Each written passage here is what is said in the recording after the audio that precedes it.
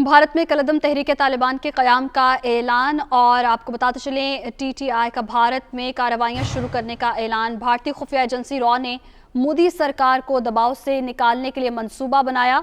Raw ने रियासती दहशतगर्दी पर पर्दा डालने के लिए कलदम टीटीआई को मुनज़्ज़म किया। रॉ ने कलदम टीटीपी को भी मुनज़्ज़म किया और माली मुआवनत की। तहरीक तालिबान इंडिया के जरिए आने वाले दिनों में निहत्ते भारतीय मुसलमानों के खून के साथ होली खेली जाएगी। इसी हवाले से तफसीलात जानेंगे deputy bureau chief Islamabad Mohammad Imran से। जी बताइएगा, इस हवाले से क्या तफसीलात हैं? जी बिल्कुल, ये जो है ये बात बिल्कुल अब सामने आ चुकी है कि भारत में जो है वो कलदम तहरीक तालिबान इंडिया का क़याम जो है वो अमल में आ चुका है। नामालूम मुकाम पर एक मीटिंग के बाद जो टीटीआई ने एक ट्विटर पैगाम में भारत में कार्रवाइयां जो है वो शुरू करने का ऐलान कर दिया। इस हवाले से जो बात सामने आ रही है कि भारत में मुसलमानों के जो निकाब पर पाबंदी के मामले में बढ़ते हुए एहतजाज और उसमें शामिल होने वाली बैनुल अक़वामी आवाजों ने मोदी हुकूमत की अक़लियत मुखालफ फाशिस्ट पॉलिसियों को जो बेनकाब करना शुरू कर दिया है। एन उसी वक्त भारत में जो है टीटीआई का क़याम भी सामने आया है और इसका ऐलान जो है वो हो चुका है। टीटीआई जो है बुनियादी तौर पे जो भारत की इंटेलिजेंस एजेंसी है रॉ, उसका ये प्रोजेक्ट है जिसके जरिए मोदी हुकूमत को दबाव से निकालने के लिए ये सारा प्लान जो है वो तरतीब दिया गया। और इससे पहले तहरीक तालिबान पाकिस्तान को भी रॉ ने ही मुनज़्ज़म किया था और उसकी भरपूर माली और अस्करी और फनी इमदाद की थी। और इस हवाले से जो मुख्तलिफ टीटीपी के गिरोह थे जो अफगानिस्तान में मुकीम थे, जो अफगान तालिबान की गवर्नमेंट आने से पहले, इंटरिम गवर्नमेंट आने से पहले उनको इकट्ठा किया गया था और उनको हैवी फंडिंग की गई थी। और उसके साथ साथ मुख्तलिफ जो है वो उनको असला, गोला बारूद और हर किस्म की जो फैसिलिटीज जो है वो दी गई थी। और उस हवाले से पाकिस्तान ने एक डोजियर जो है वो भी तमाम दुनिया के सामने रखा था, जिसमें भारत की जानिब से जो रॉ के जो हैंडलर थे वो इनको डील कर रहे थे। मुख्तलिफ ममालिक के जरिए जो है वो उनको फंडिंग की जा रही थी पाकिस्तान में दहशतगर्दी की कार्रवाइयों के हवाले से। तो ये उसी तरह का एक प्रोजेक्ट है। और इस हवाले से ये बात भी बहुत अहम है कि जब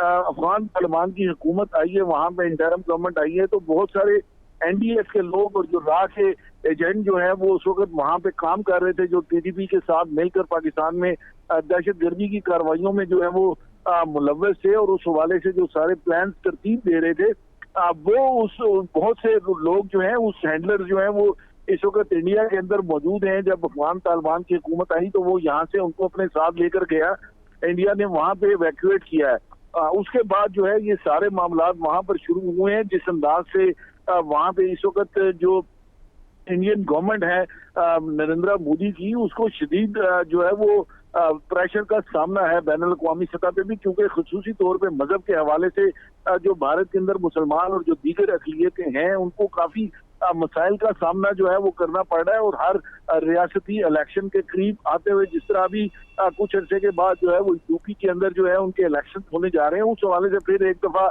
जो है वो जो सैफरन टेररिज्म है उसको जो है एक दफा फिर बढ़ाया जा रहा है। और हजाब के हवाले से जो रिसेंट कर्नाटक में हुआ है उस हवाले से भी जो पूरे इंडिया के अंदर जो है वो प्रेशर बढ़ता चला जा रहा है। और इस हवाले से इस प्रेशर को जो है वो कम करने के लिए, खत्म करने के लिए जो है वो टीटीआई जो है वो बनाई गई है, ताकि इसका जो टीटीआई वहां पे जो कार्रवाइयां करेगी उसके जो है वो लिंकेजेस वो पाकिस्तान में जो है वो उसको पेश किया जाएगा कि पाकिस्तान इसके अंदर इन्वॉल्व है। हालांकि इस हवाले से ईयू डिसइंफो लैब के में भी इस हवाले से काफी चीजें जो है वो सामने आ चुकी थी कि किस अंदाज से बैनुल अक़वामी सतह पर और बैनुल अक़वामी मीडिया को और बैनुल अक़वामी इदारों को इंडिया जो है वो डिसइंफो लैब के जरिए जो है पाकिस्तान के हवाले से डिसइंफॉर्मेशन देता रहा है। तो ये सारी जो डेवलपमेंट्स हो रही हैं ये उसी तनाजुर में हो रही हैं। तालिबान गवर्नमेंट अफगानिस्तान में आने के बाद उसी तनाजुर में हो रही है। हमारे साथ ही रहेगा। भारत में कलदम तहरीक तालिबान के क़याम का ऐलान और तहरीक तालिबान इंडिया का भारत में कार्रवाइयां शुरू करने का भी ऐलान है।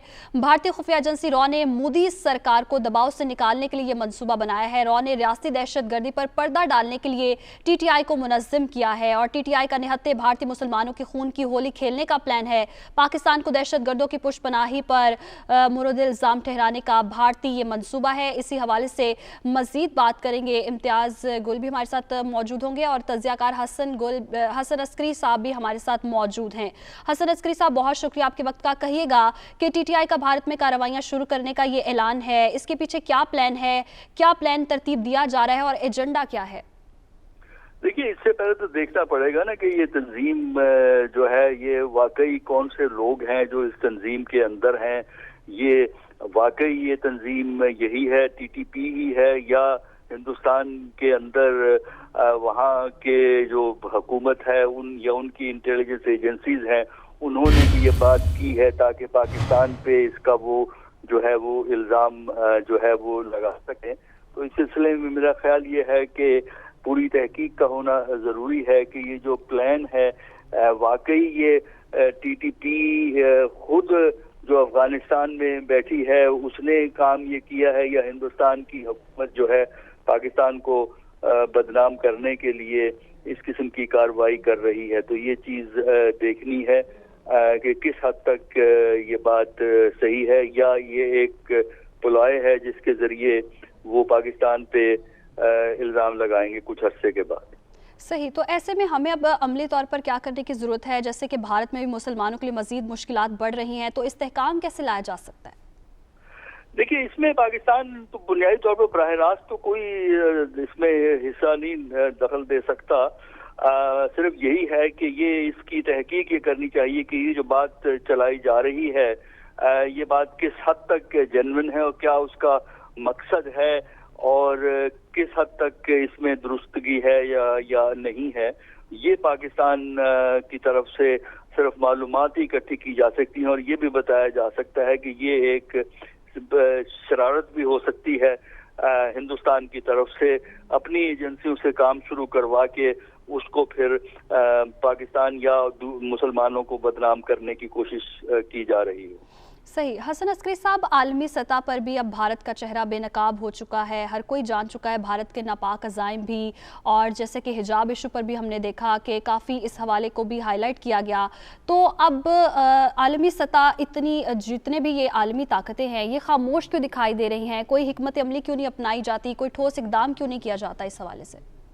देखिए, आलमी जो ममालिक होते हैं, आलमी सतह पर जो ममालिक होते हैं वो अपने मुफादात और अपनी ज़रूरियात के मुताबिक चलते हैं कि किस हद तक किसी डेवलपमेंट से उनको नुकसान होता है जब जाके वो कोई कार्रवाई करते हैं। और जहाँ तक ये जो है बात है कि मुसलमानों के खिलाफ वहाँ पे कार्रवाइयाँ हो रही हैं, वाकई ये बात सही है और इसको बात को मजीद इंटरनेशनल लेवल पे पहुंचाना चाहिए कि हिंदुस्तान के मुसलमानों का तहफ़्फ़ुज़ जो है वो हिंदुस्तान की हुकूमत की जिम्मेदारी है क्योंकि वो वहाँ के शहरी हैं। लेकिन ऐसा नहीं हो रहा, बल्कि हुकूमत से ताल्लुक़ रखने वाले अनासर ही उनके खिलाफ जो हैं वो कार्रवाई जो है वो कर रहे हैं। जहाँ तक हिजाब का मामला है वो तो आप जानते हैं कि हिजाब के खिलाफ कुछ मगरबी ममालिक में भी इस किस्म की तहरीकें चलती रही हैं।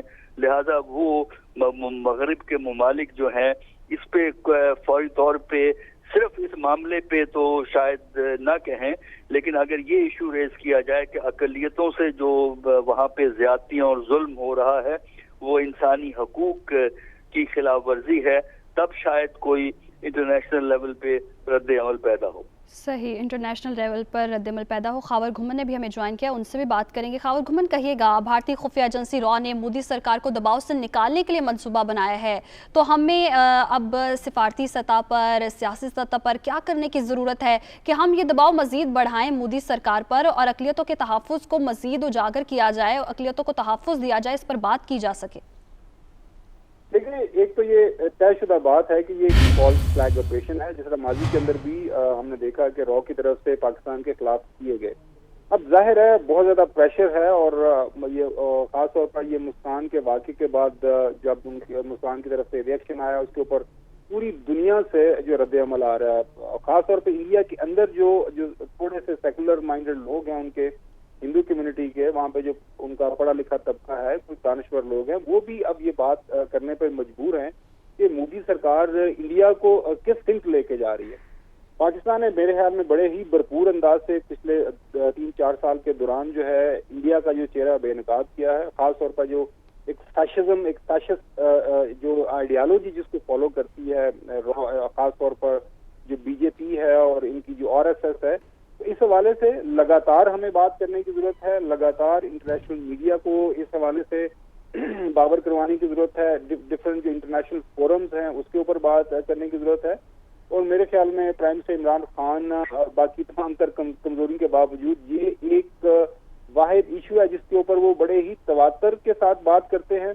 उनका अपने सोशल मीडिया के जरिए, ट्विटर के जरिए या किसी भी इंटरनेशनल फोरम पे जब उनको बात करने का मौका मिलता है वहाँ पे बात करते हैं। अभी भी जब चाइना में थे और डिफरेंट जो चाइनीज मीडिया के साथ उनके इंटरव्यूज हुए, वहाँ पे उन्होंने बबंगे दोहल ये बात की कि इंडिया के साथ बेशक हम जो है एक दोस्ताना ताल्लुकात रखना चाहते हैं, लेकिन इसका हरगिज मतलब ये नहीं हो सकता कि इंडिया की तरफ से जो एंटी मुस्लिम और एंटी पाकिस्तान एक प्रोपोगंडा किया जाता है, जो हमारा आर्म ट्विस्ट करने की कोशिश की जाती है मुख्तलिफ औकात में हमारे ऊपर, जिस तरह अभी ये फॉल्स फ्लैग ऑपरेशन करने की कोशिश की गई माजी के अंदर, अभी ये भी एक फॉल्स फ्लैग ऑपरेशन है कि जी पाकिस्तान की तरफ से ये जो तालिबान को बना दिया गया है वो इंडिया तालिबान एक नई उनकी ब्रांच आ गई है। ये भी एक फॉल्स फ्लैग ऑपरेशन है। बहुत शुक्रिया खावर घुम्मन साहब, आपने हमें ज्वाइन किया हुआ था, और हसन अस्करी साहब आपका भी बहुत शुक्रिया, जबकि साथ ही साथ मोहम्मद इमरान भी हमें अपडेट कर रहे थे। बहुत शुक्रिया।